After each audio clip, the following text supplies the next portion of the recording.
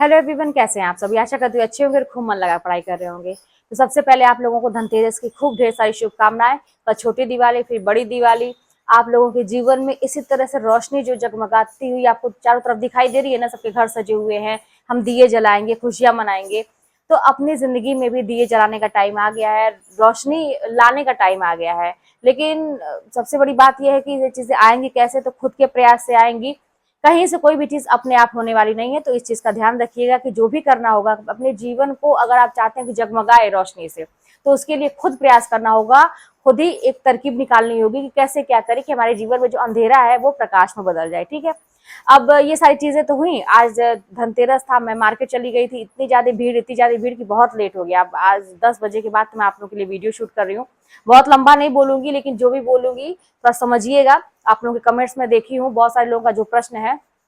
अच्छा देखिए, एक चीज आप खुद समझिए कि आपने ये चीज तो सुनी होगी ना कि जब किसी को बहुत आगे जाना रहता है, बहुत तेजी से जाना रहता है, अपनी मंजिल तक बहुत तेजी से आप पहुंचना चाहते हैं, सबको पीछे छोड़ के तेजी से पहुंचना चाहते हैं, तो आपको सामान जो है, अपना लगेज जो है ना, उसको छोड़ना पड़ेगा, हल्का रहना पड़ेगा।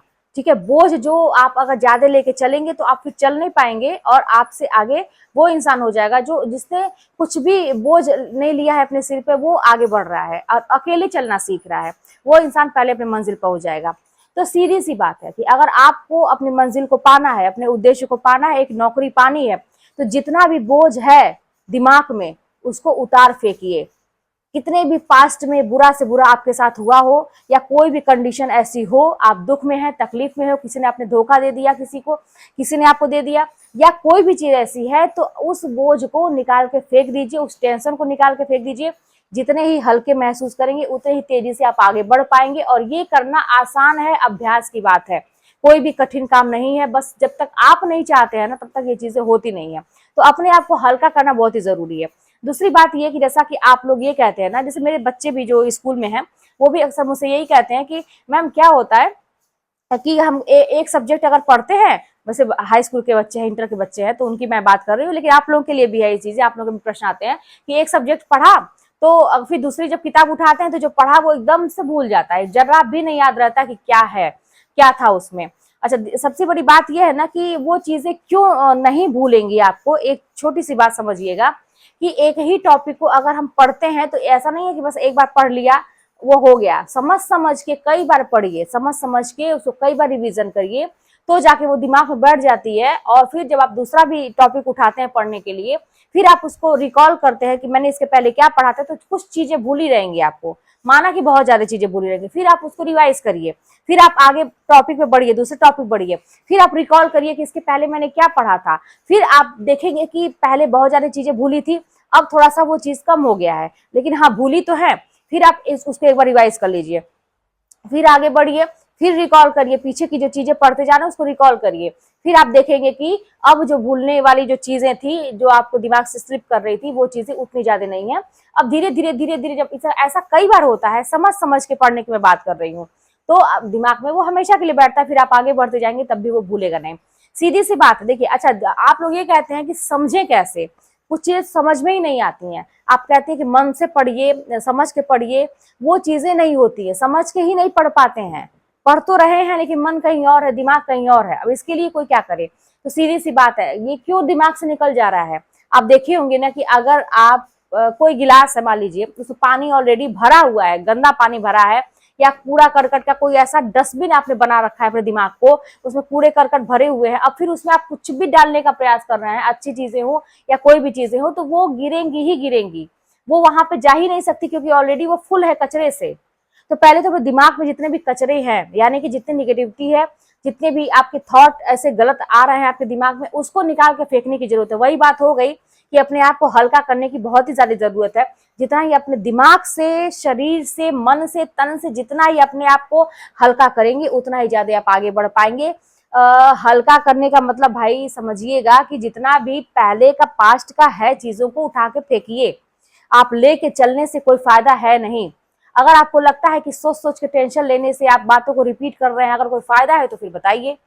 मुझे तो नहीं लगता कि कोई फायदा है पहले की बातों को याद करके, सिवाय कष्ट ही होता है। और चीजें, और कहते हैं कि घाव ताजे हो जाते हैं। फिर आगे आपको फ्यूचर में आगे कुछ करना है तो फिर आप कैसे करेंगे।